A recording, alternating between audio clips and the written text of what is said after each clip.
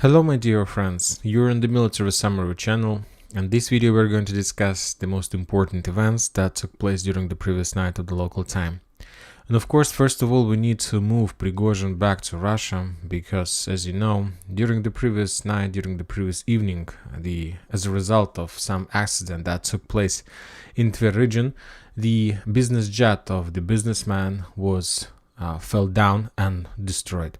As a result of that accident, the Yevgeny Prigozhin was killed.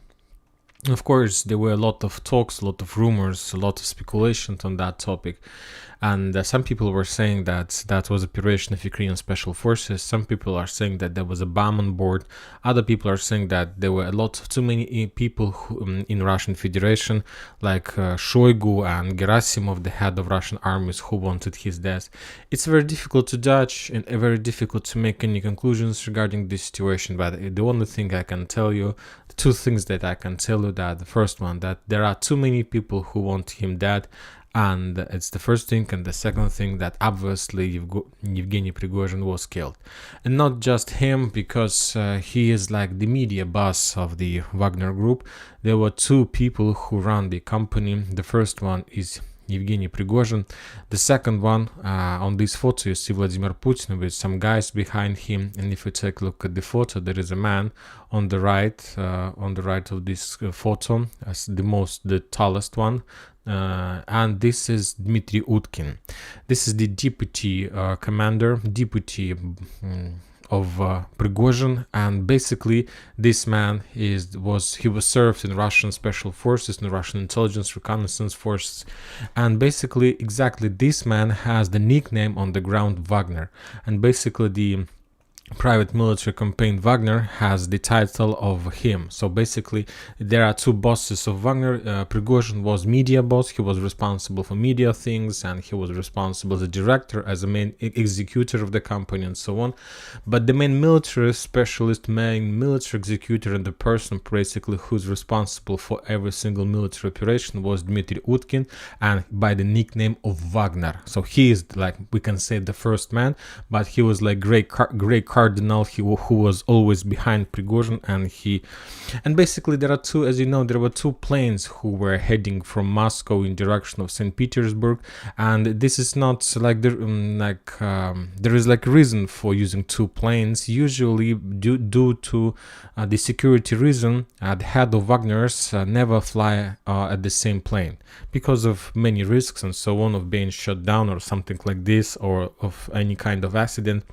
I believe that was not the first time when the head of Wagner's broke the rule and used the same plane, but according to the protocol they should have flied using two different planes, and for some reason at some moment they took a decision to fly together, and basically as a result of one small accident event, the plane fell down and the entire head of Wagner was destroyed. The entire head of the main buses of Wagner was destroyed, were killed, were destroyed, or died. I don't know, very difficult to understand for now. I believe that the Russian investigators will provide us more details about the situation, but anyhow, for now we have what we have. One more time, too many people want them dead, too many people, and of course there are protocols in Wagner's, in case of death of the head of Wagner's. Anyway, I believe that some actions have already been taken or implemented, but anyway, one star, one icon on the ground on the Russian military campaign have disappeared, and probably for this purpose we can remove Prigozhin as well, because I don't think that he's alive. Prigozhin, bye-bye. And that's it. From the next video we're going to see no more Prigozhin on the map. Today is the Independence Day in Ukraine, and that means that the Ukrainians have prepared to this holiday very well.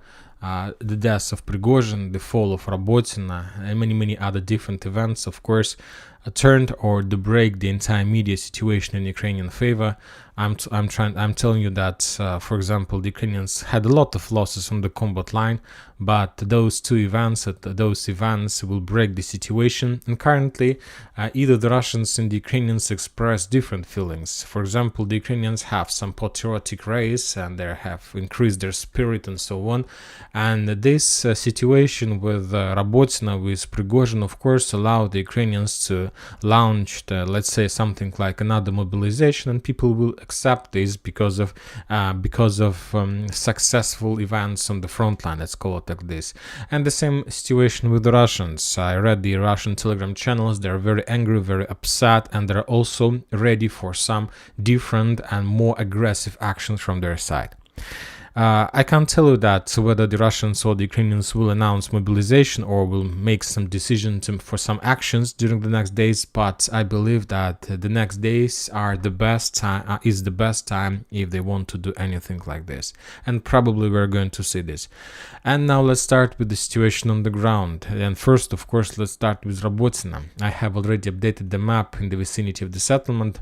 The Russians currently controls just a few streets and probably even less. Maybe the Russians were forced to step back from the settlement at all, but we haven't received any video or photo confirmation from the very southeastern part of the settlement. So let's let's mark at least one street still under Russian control. The Ukrainians have captured the central area. Today they will continue, and currently the story with Robotyna will remind us the same situation as Urozhaine. The northern part, the central part is of Urozhaine were and is, and Robotyna as well under Ukrainian control. The southern part, the Russians will start to bomb attack, but I don't think that the Russians will counterattack in this area. There is no sense. There is no sense to counterattack, because in case of counterattacks, the Russians gonna have a lot of losses. So in this case, the better situation, the better thing the Russians can do is to back to Novopokrovka and to try to hold the Ukrainians on the next defense belt that lays between the settlements like Kopony, Novopokrovka, and try to Verbova. So this is this next defense belt that the Russians need to hold during the next Ukrainian counteroffensive operations. Russians published the video how during the previous days they were trying to shut down the Ukrainians' armored vehicles with Krasnopol Ukrainian artillery system that were heading and moving to the south to support the Ukrainian offensive operation in the settlement. Now we also, during the previous day, we got some videos of bombings and shellings against the Ukrainian positions in Orekhov. On this video we can see how the Russians discovered and destroyed ammo depot in a truck, who was moved the ammo depots from one position, munition from one position to another. As a result of strike, that system was destroyed. And the Russians published the video of bombings and destroy Ukrainian Hovitsa 2S1 somewhere on the north of Petykhatki in the vicinity of Lapkovo. As a result of artillery duels, that system was destroyed as well. The next area we're going to talk about is Kherson direction. We have a lot of very interesting updates, and the most important probably that during the previous day another S-300 system was destroyed in the vicinity of Nikolaev. And during the previous few weeks, this is not the first case of destroyed S-300. This is the second case, as you can see, as a result of Su-34 using 4 missiles X-35 destroyed 2 launching system S-300 and 1 radar of that system. And as one more time, this is not the first case of such a situation in this area. Few weeks ago, exactly almost the same time, a little bit to the north, to the south, the Russians destroyed another S-300 system. So we understand that this area is very important for the Ukrainians. No matter the situation, they're moving more and more S-300 systems, trying to protect and to secure the way towards the western part of Ukraine from the southern area.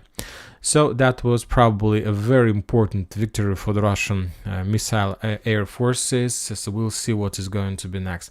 Of course, a lot of people expect that today the Russians, as an act of revenge, will start bombing and shelling Ukraine with missiles. But first of all, it's better to complete the investigation and to find the real reasons of the situation that took place with the bosses of Wagner.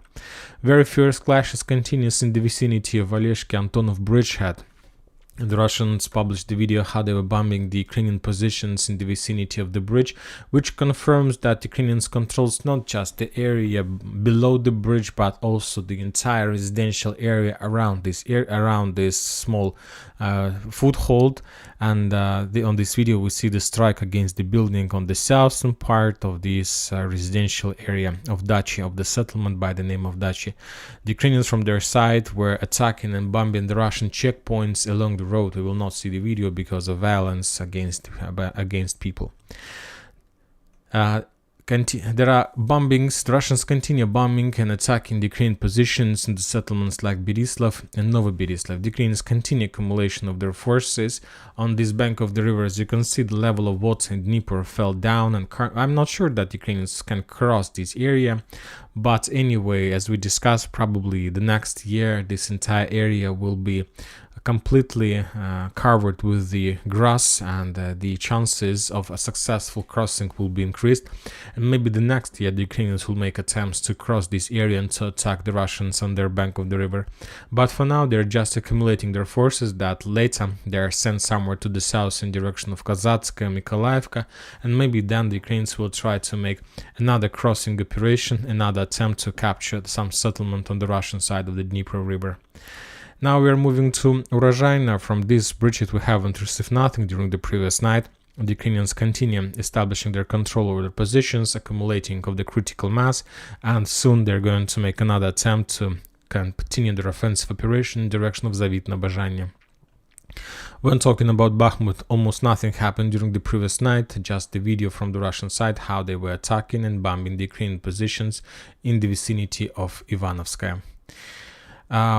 Interesting updates are coming from Verkhnyikamyanka Seversk bridgehead. Another drones attacks. The Russians and the Ukrainians try to attack each other. The Ukrainians intensifying their actions against the Lysychansk oil refinery. Almost every single day we're getting more and more videos about the strikes in the settlement. If we increase the number of days, we're gonna see that the Ukrainians are pretty concentrated in this area. Probably the Russians have accumulated their forces, or probably some Ukrainian forces were deployed in this area with the drone squad inside of it. Anyway, we see that the Ukrainians pay a lot of attention to this region, and probably there are very high chances that after small drone preparation, the Ukrainians will try to make even something bigger than just drone attacks. They will try to attack the Russians with infantry, or maybe will make a small assault operation. The Russians from their side published the video how they were bombing and attacking the Ukrainians from the Sporna to Berestova along this forest line, which confirms the Ukrainian control over these positions. When talking about Kupinsk Liman, we haven't received nothing during the previous day. One more time, today is Independence Day of Ukraine, and I believe that probably the Ukrainians today will not do any big actions. They have everything they needed. They have created and made before that day. They have destroyed, or maybe they're not, but anyway, the death of Prigozhin is a very big present to the Ukrainians due to this holiday, the fall of Robotina. They have a lot of things. Everybody expects the Russians' next move, and the next move will depend on the conclusions of investigators who currently try to understand what was the real reason of the fall of the business jet, of the buses of Wagner, and if they have information that Ukrainians have some connections to the situation. Of course, today we can expect some missile strike all over the entire Ukraine.